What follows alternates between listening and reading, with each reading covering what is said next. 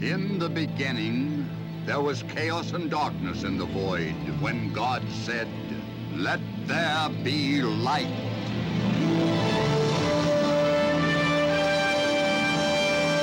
And out of the chaos, God brought forth order, which was the firmament, and he called it heaven.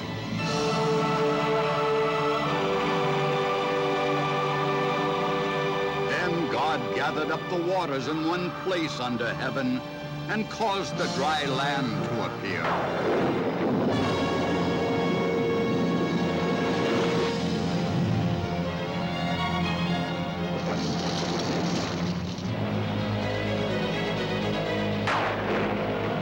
God was pleased like the seas and the light.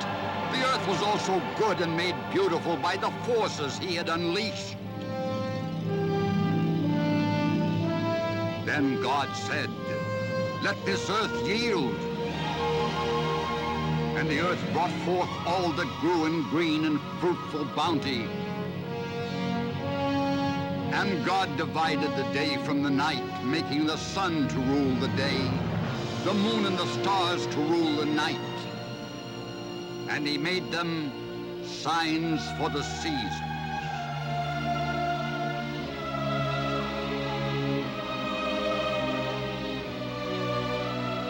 Then God made the waters to swarm with creatures and filled the skies with wings of birds. And he made the animals, each to their own natures and to their places in the earth, in the air, and in the seas. And all the wonders of creation were surpassingly beautiful, yet incomplete. So God made man. Male and female, God created humanity in his image and gave man dominion of the earth. And then, for the sake of all generations to come, God commanded them to write down the stories of their search for God and the never-ending struggle between good and evil, and to collect them into a treasury of inspiration we call the Holy Bible.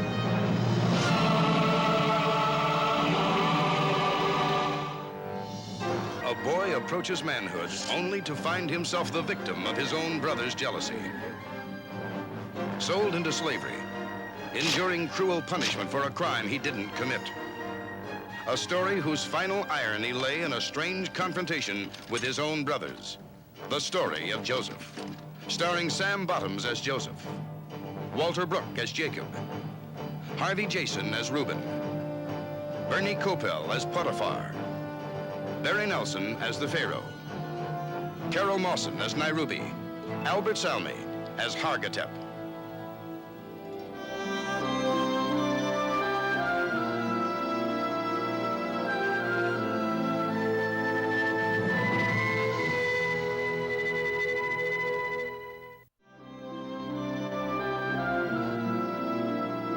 Once there was a boy who was to face a difficult trial of faith in God. His name was Joseph, and he was a dreamer, a quiet, reserved youth who was now celebrating his arrival at manhood.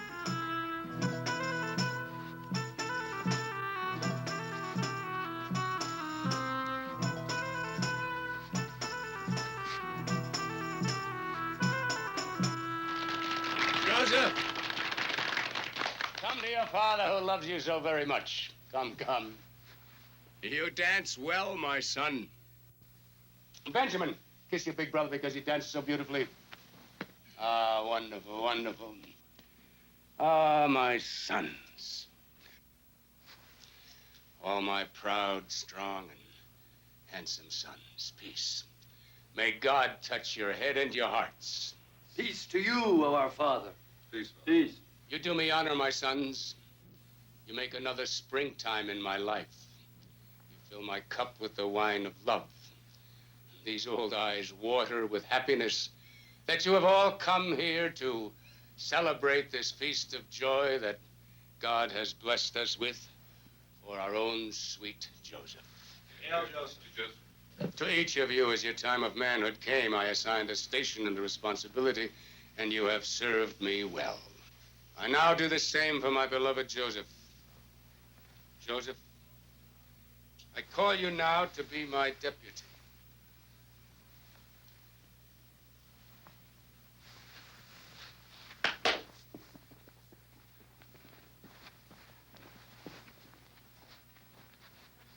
Put it on, Joseph. Put it on. It's your coat and yours alone. Father, I am honored. Why? Why would our father do such a thing? Such a coat belongs to you or to me. I've never seen such a coat.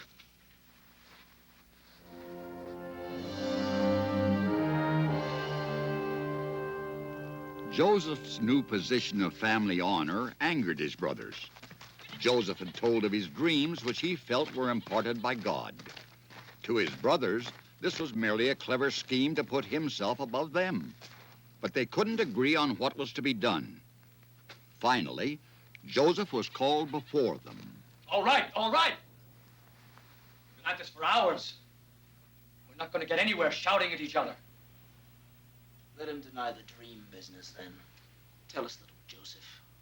Do you deny that God Almighty set you above us all? In the dream of the wheat, the 11 sheaves that you gathered bowed down low to my sheaf. What's wrong with him? Don't you see that he believes that he should be king over all of us? You think you can frighten me from doing my duty to my father? Hey, stop it! Hold on! What's going on here? What's happening to us? You're judging this one. We have no intention of letting him return to our father. I am not sure what I'm hearing. Kill him. Let us all kill him. And be done with the problem once and for all. No, we do nothing in hot blood. We think about this until evening. Oh, no. We will keep him down in the dry well for safekeeping. Then, Reuben, we will do it. With you or without you. But you are my own flesh and blood, my brothers.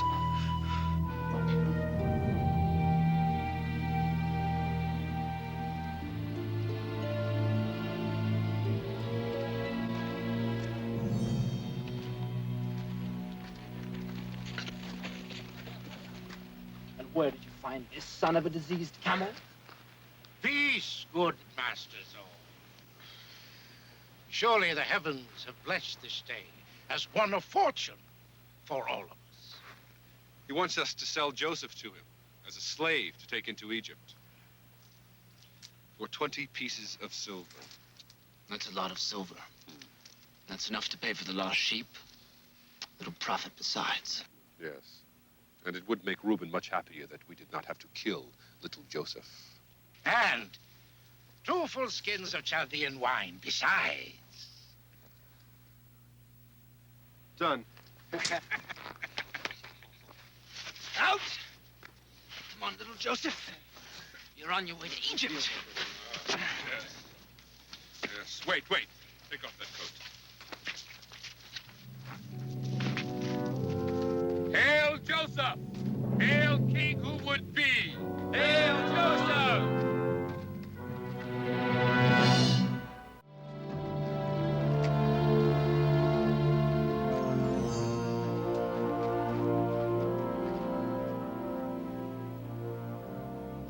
You swear to me that you did not kill him. It is goat's blood, Reuben. The better for our father to think that Joseph was killed and eaten by a wild beast. We are rid of Joseph forever, without blood on our hands. Come, brothers. Let us take him to lie.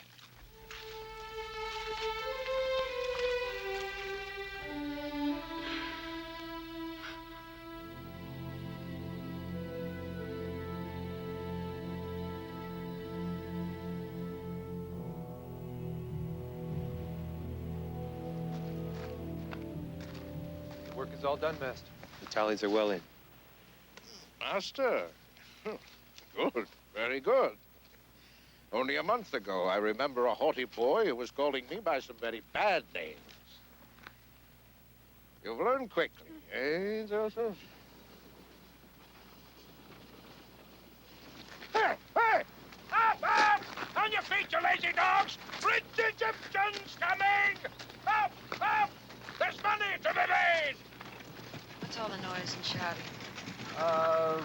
Caravan of traders up the road. Tell the guys to make them keep their distance, Potiphar. I won't have them shouting in my face for their bad breath. Yes, my dearest. Guard! Keep the merchants back from Madame.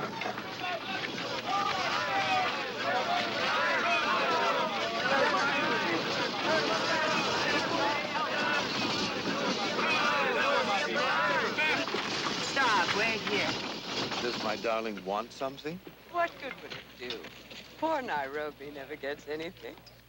Oh, my darling, that's not true. I'd buy you anything you want. What would you like? Jewels, rugs, vessels, clothes? Just tell me what you want. Well, a new slave. A slave? We've already got too many, my darling. Yes. And they are so useless. I need a young, strong man to help me with the hard work. But you are too stingy for that. You would rather see me turn into a wrinkled old hag with work. Oh, my darling, that's not true. All right, I'll buy you another slave. Did you see one you liked? Well, they all look the same.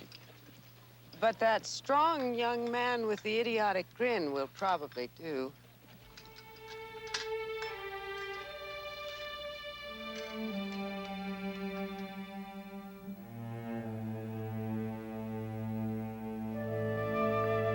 Joseph! Have you seen never mind. Oh, Joseph, there you are, my boy. Ah, I see you've had a chance to go over the grain tallies. Have you found the cause of our losses? With so many sacks, Master, there are bound to be some leaks. But they have all been sewn up. Sewn up? Sewn up? That's, that's very good. You have a wit. With everything else, you have a wit.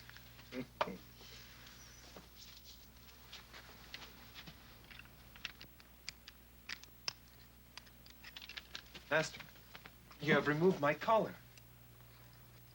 You're no longer a slave in this house, my boy. You're my most trusted and well-loved servant. Second only to myself. Master, how can I ever thank you? No, it is I who owe you the thanks, Joseph. Why, since you've come and taken over the duties that have weighed so heavily on me, my life has been renewed. I can have fun again, enjoy myself. Why, for the first time in 3 years, tomorrow, I go off on the hunt again. The hunt, Joseph. Yes, tomorrow we leave for the feast of the river gods in Luxor, and then a week of hunting the great cats in the desert. While we're gone, you will be in charge, Joseph. Let your mind be at ease, Master. All that is yours I shall keep with my life and my honor. Of course you will. Well, I must be going. So much to do. Packing, checking the weapons. Oh, Joseph, I almost forgot. Madame would like to see you in her chamber. There's a good fellow.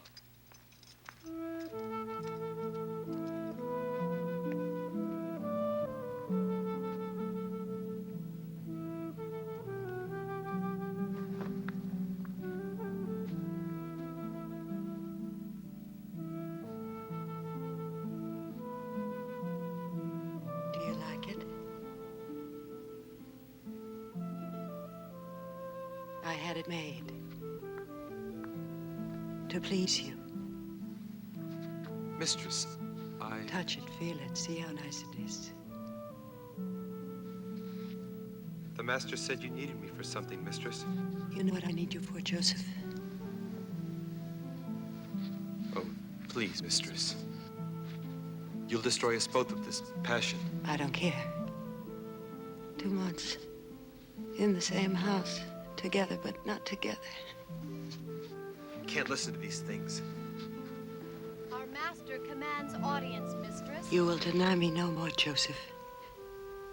Tomorrow. Tomorrow. Ah, Joseph, good lad. You came right up for Madame's orders. Have you told Joseph what work you'd like yet, my dear? I have explained my needs completely. Joseph will tend to them tomorrow. You may go now. Joseph, remember, while we are gone, you'll be completely in charge of everything in this house. That's a great responsibility, eh? Greater, perhaps, than I am equal to, sir. You'll do fine, Joseph. You'll do fine.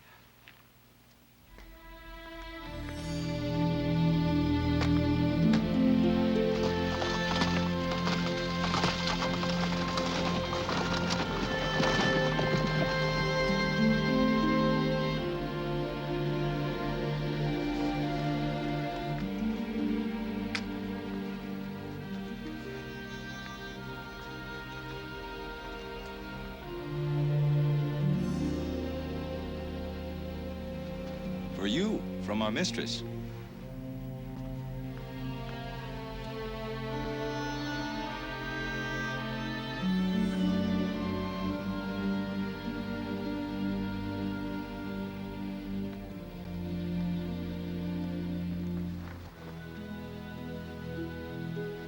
I am disappointed, Joseph. I expected to see you in that exquisite garment I had made for you. Mistress, you must stop this mad game you're playing. Please, I beg you. Everyone in the household knows what's happening. You have a husband. He is a good man. He is a goose, Joseph, and you are rare game. He is warm beer, and you are cool wine. He grows old and dull. You are young and exciting. This is a sin in the eyes of the God that I love and serve. And I cannot betray my master who has only given me trust and kindness. What he has given you is nothing compared to what I can give you, Joseph. I will make you rich. Rich and powerful. Only love me, Joseph. Love me? You are not a woman. You are an animal. A wild and ugly beast.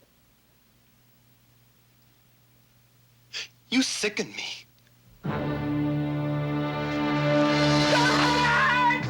Guard! Hurry! He is attacking me! Guard! Guard!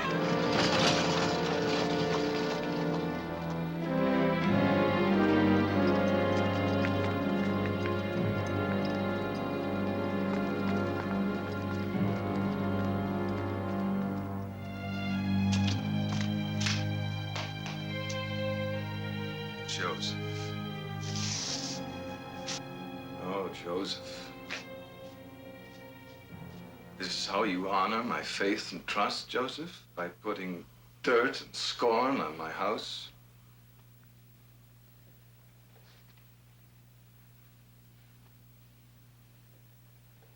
I have done nothing, my honored master. I am innocent of everything but serving you. In everything. If you believe differently, use your sword upon my head.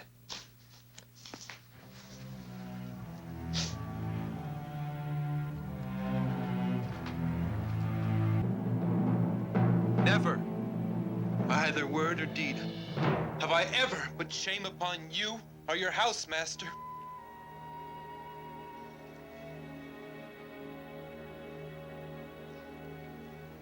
Guards! I want you in here. Find this slave. Then take him to the jailer at the royal prison at Haddis Pond. No, I have done nothing wrong, master. Why do you punish me? You'll have the rest of your life in the dungeons to find that answer. The rest of my life?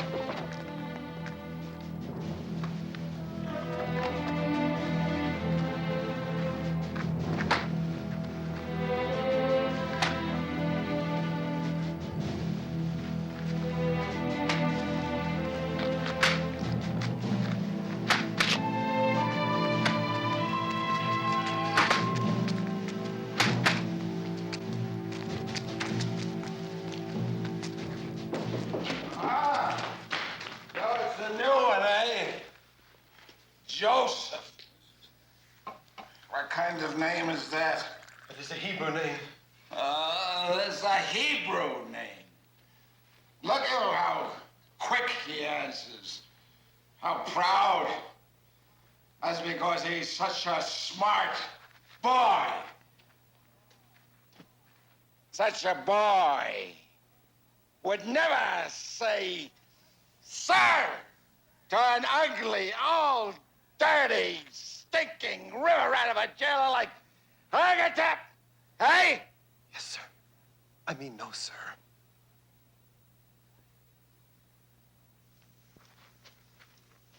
You're the sweet little boy with the big ambitions in the bedroom. That's a very serious crime. I committed no crime. I am innocent. This royal prison of Haggis Pond is well known as the home of the innocent.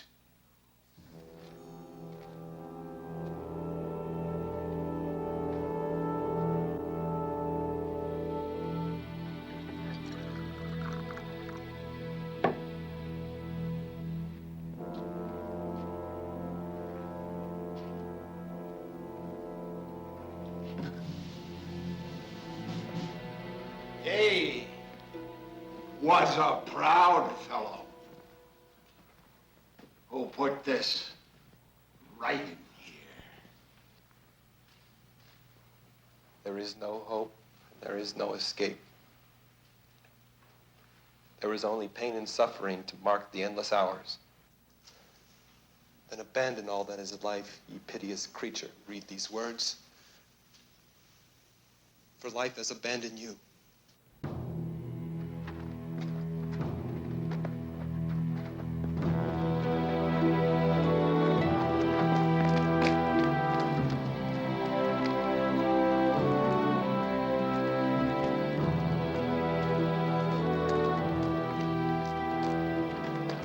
Get in there. The hardship of prison life was not what disturbed Joseph the most, but rather the thought that God might have deserted him. He prayed for guidance in some way to relieve the suffering, sickness, and pain that he saw all around him. There was no escape, only the terrible silence and despair in which days became months and months became years. And still, his prayers went unanswered. Come on.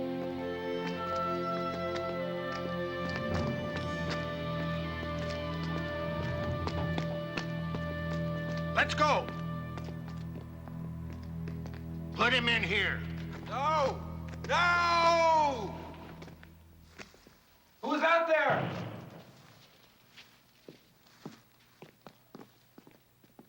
Is it a guard? Please, guard, please. Talk to me. Just say anything, anything at all, it doesn't matter. What time of year is it?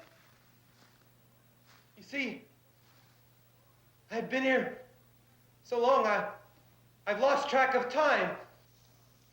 Your voice has a strange sound to it. I don't think you're Egyptian. I'm Hebrew, called Joseph. I was once like a prince. Then I was taken unjustly, made a slave. My master, he had me condemned for a crime that I did not commit. Until a short time ago, I was an important man. A very important man in the court of the Pharaoh. I was rich. In everything, Joseph, except common sense. Integrity was my downfall. Honesty, the crime that has destroyed me. I, Bonnet-Kept, butler to the Pharaoh, and no more.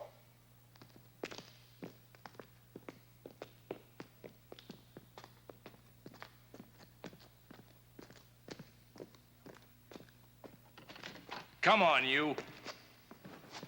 Bonnet-Kept, they're taking me away. Breathe, Joseph. When they hurt you, scream loudly!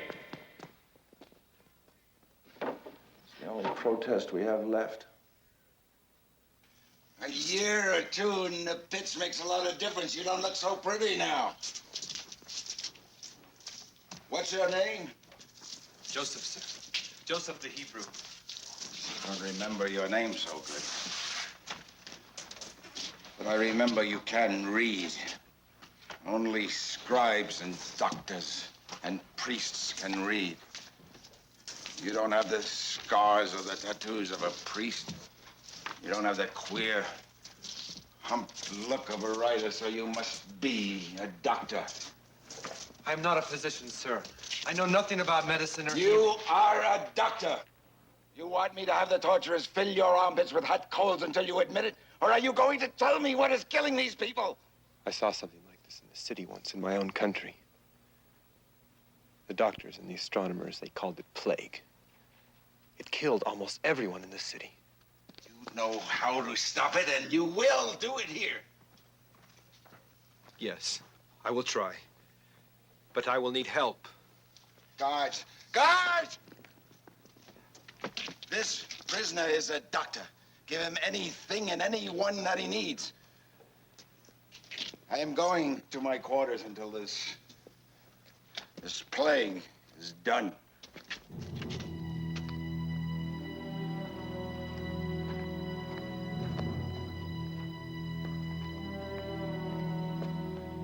Under Joseph's command, treatment of the sick began.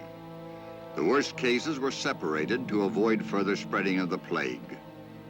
Joseph, sustained by his faith in God, worked day and night treating both guards and prisoners. Slowly there were signs of recovery, and with them respect for a man possessed of a God-given wisdom.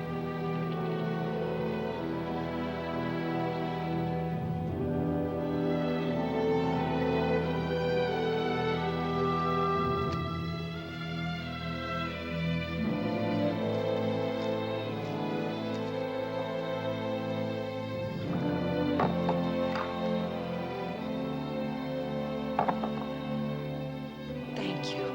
We owe you our lives, Joseph. You owe me nothing. How are you feeling? Better, Joseph, thank you. Joseph, hurry! I found him like that.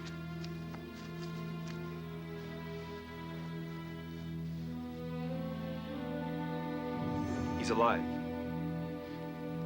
Put him up on the bed.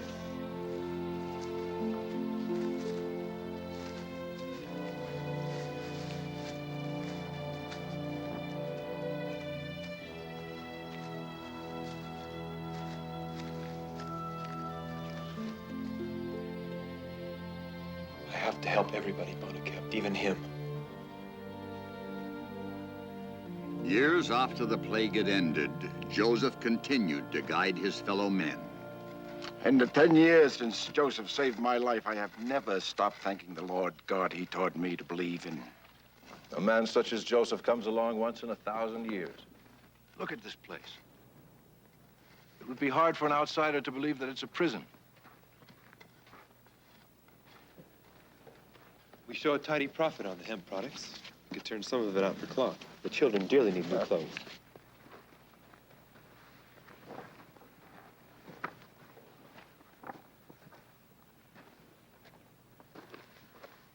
You should talk to Clavers, Bonnekept. He has been here 2 years, and you have never spoken to him, though you are both ministers to the Pharaoh's court. I have not your forgiving nature, Joseph. He was the greediest and most corrupt of all the ministers, and one of the main reasons for my being here.